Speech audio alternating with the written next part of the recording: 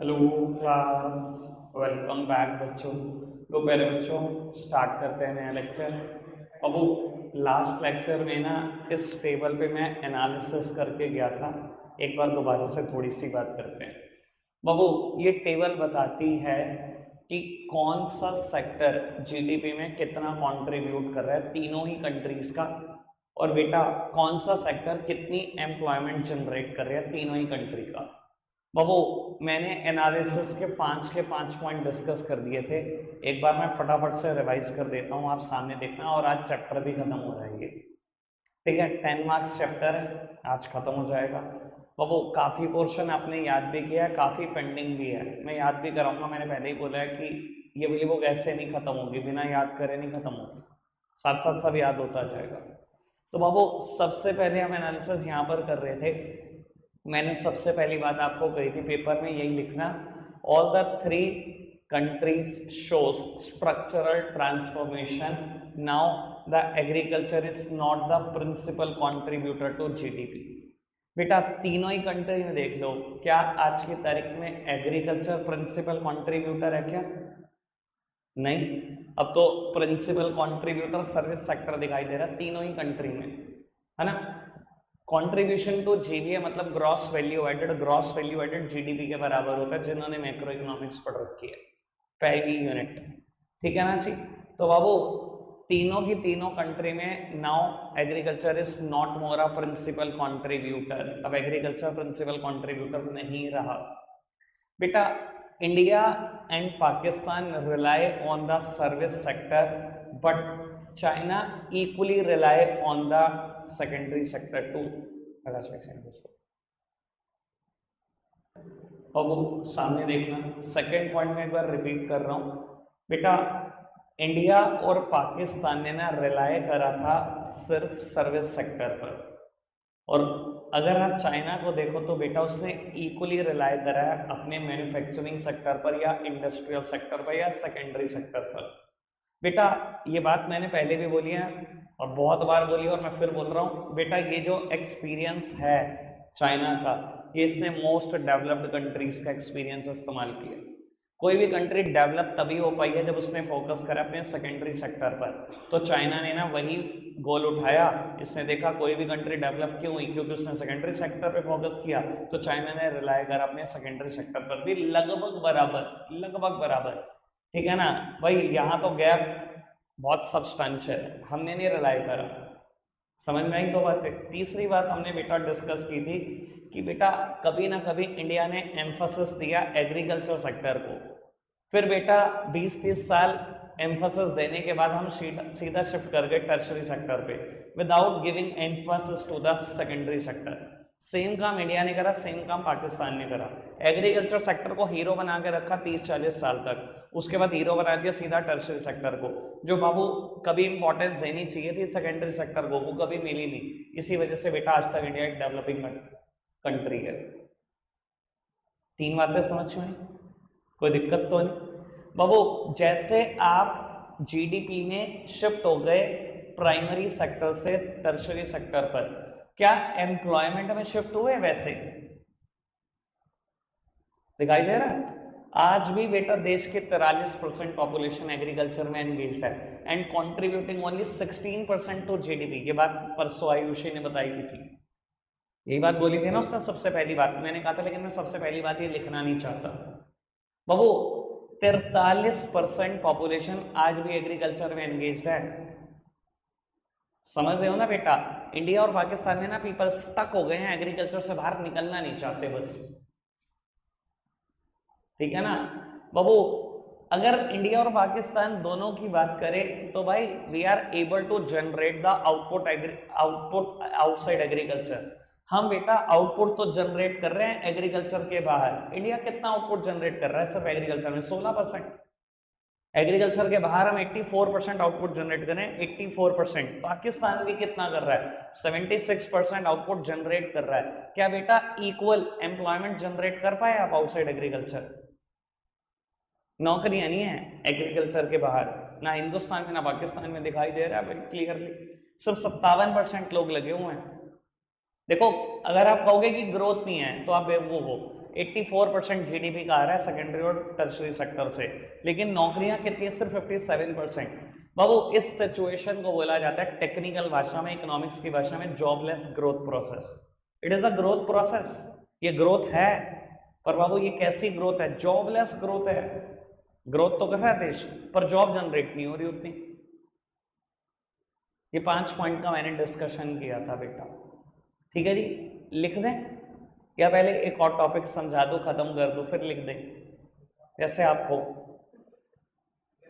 चलो समझ ही लो फिर, मैं तो कह रहा हूं खत्म ही करते हैं, पैकअप करते हैं, ठीक है जी।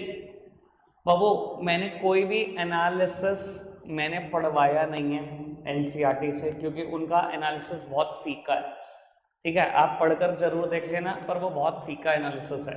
ये एक पर्टिकुलर टॉपिक मैं करा भी नहीं रहा हूँ, ठीक है ना। मुझे लगता है करवाओ उतना जितना याद रख सको। Attempt to control everything result in controlling nothing. सारे स्टैट्स याद कराऊंगा ना, एक भी नहीं रहेगा, क्योंकि अभी जो पिछली टेबल करी ना हमने, सारे स्टैट याद कर रहे हैं, ज्यादा नहीं है बाबू, 18 है,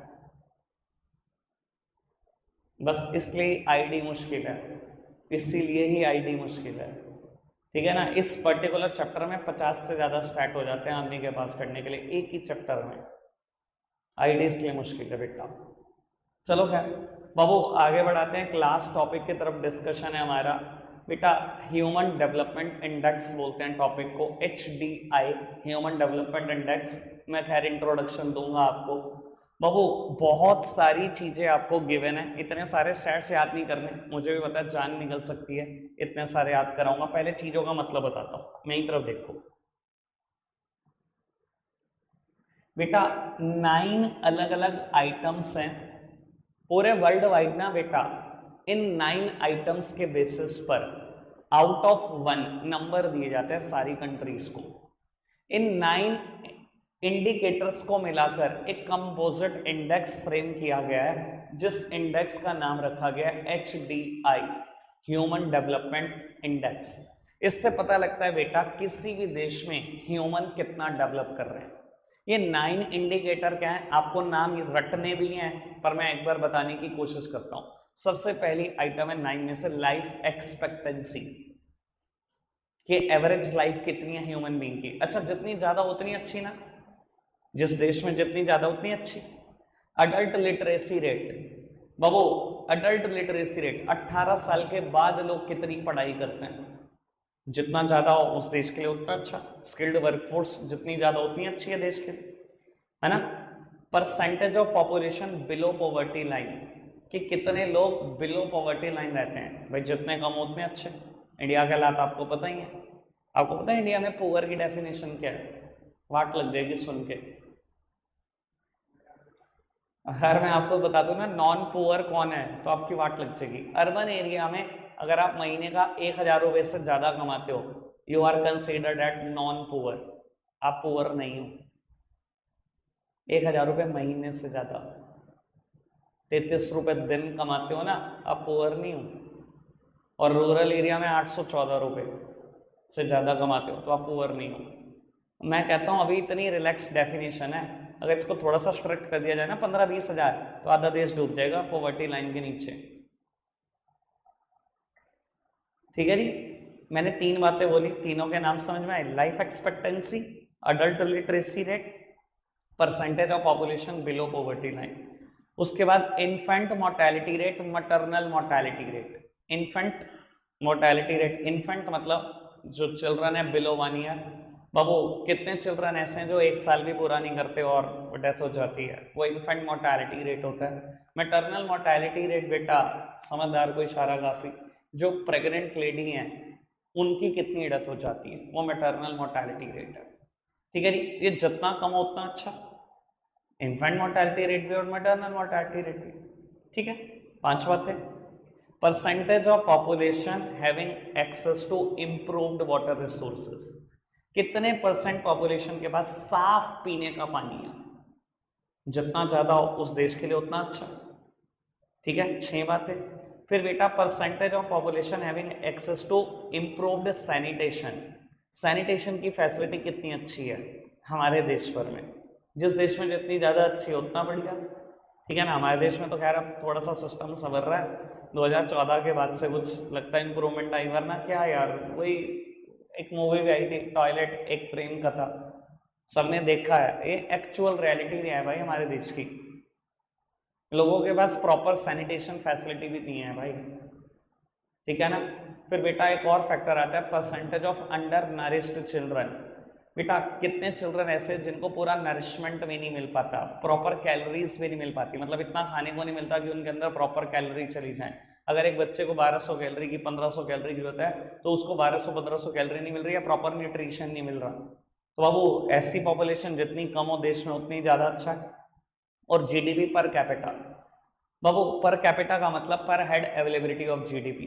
बाबू पर हेड जितना ज्यादा जीडीपी होगा, पर पर्सन जितना ज्यादा जीडीपी होगा, उतना देश के लिए अच्छा।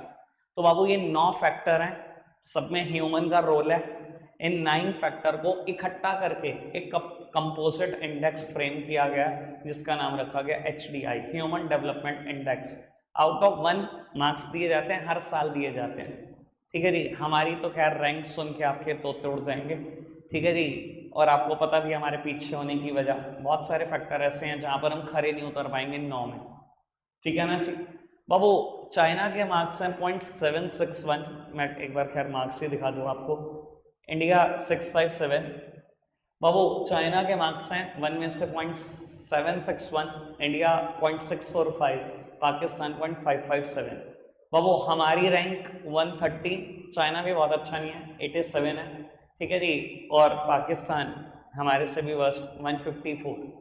बाबू मुझे पता है, अगर मैं ये 9 फैक्टर आपको कहूँ ना सबके याद करो, जान निकल देगी भाई। 9 फैक्टर कह दो, पहले तो याद कर लो 9 फैक्टर बताए, तीनों के याद कर लो 27 हो गए। फिर कहूँ HDI याद कर लो तीनों का, 30 हो गए। फिर कहूँ तीनों की रैंक याद कर लो, 33 हो गए। जान तो ऐसे निकल देगी, मुझे भी पता है याद नहीं हो सकता, तो कराओ उतना जितना बच्चा रख सके। इसलिए मैं कहता हूँ भाई मैं सारा नहीं करा सकता, लेकिन मैं जितना कराऊंगा ना वो छोड़ के भी नहीं जा सकते आप, ठीक है ना। तो बाबू मेरे को पता है कराना क्या है, शुरू की 3 चीजें मैं जरूर कराऊंगा। तीनों के HDI आउट ऑफ 1 कितने कितने मार्क्स आए हैं, कि तीनों की रैंक क्या आई हुई है। बाबू लाइफ एक्सपेक्टेंसी, बेटा इंडिया में 69.7 ईयर एवरेज, 70 साल लाइफ है। बाबू चाइना में 77 और पाकिस्तान में लगभग 67। और एक चीज और मुझे याद करानी है, जीडीपी पर कैपिटा। बाबू जीडीपी हर इंसान के हिस्से में क्या आता है, ये बात है डॉलर्स में। बेटा एक साल में इंडिया में हर इंसान के हिस्से में कितने रुपए आते हैं, कितने रुपए का जीडीपी आता है, 6681 मल्टीप्लाइड बाय आज की तारीख में रफली 83, यानी कि मोटा मोटा लगभग 5 लाख रुपए बैठते हैं, ठीक है जी। बाबू हर इंसान के हिस्से में लगभग 5 लाख रुपए का जीडीपी आता है। चाइना में सिचुएशन बहुत बहुत ज्यादा है, बहुत आगे चाइना हमारे से निकल चुका है।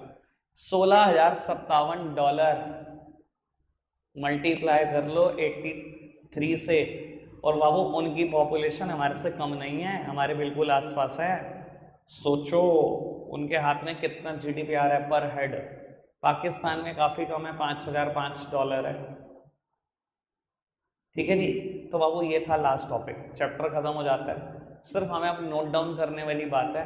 आप एक काम करो, पहले ये टेबल बना लो ताकि इसका एनालिसिस हम लिख सके। हेडिंग यही देना, sectoral share of employment and GDP, GBA की जगह जीडीपी, और ईयर भी लिख लेना। फटाफट से टेबल बना लो, ये लिखना शुरू करो एनालिसिस मेरे साथ साथ।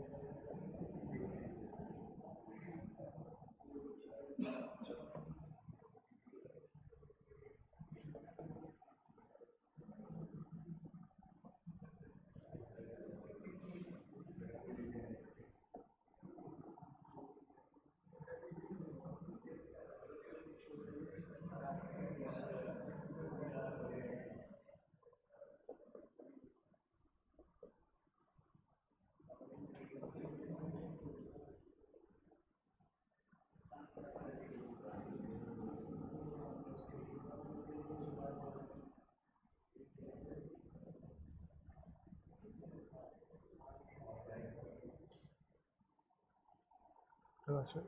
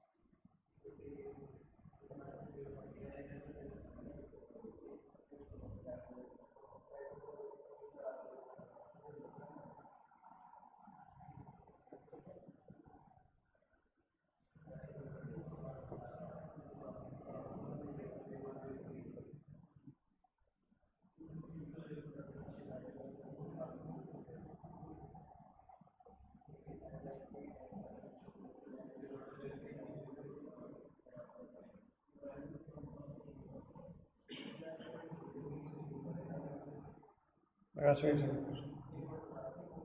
कोई कपड़ा पड़े और ये न्यू टॉपिक लिखना शुरू करो, ह्यूमन डेवलपमेंट इंडेक्स।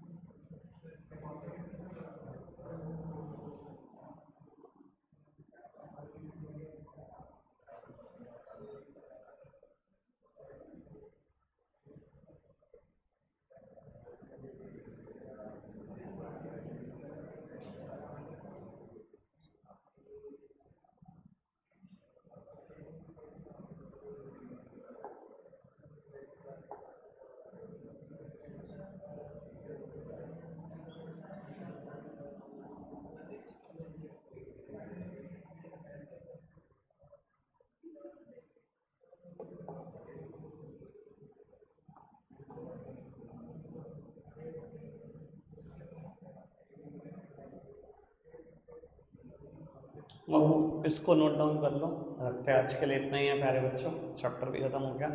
बाय।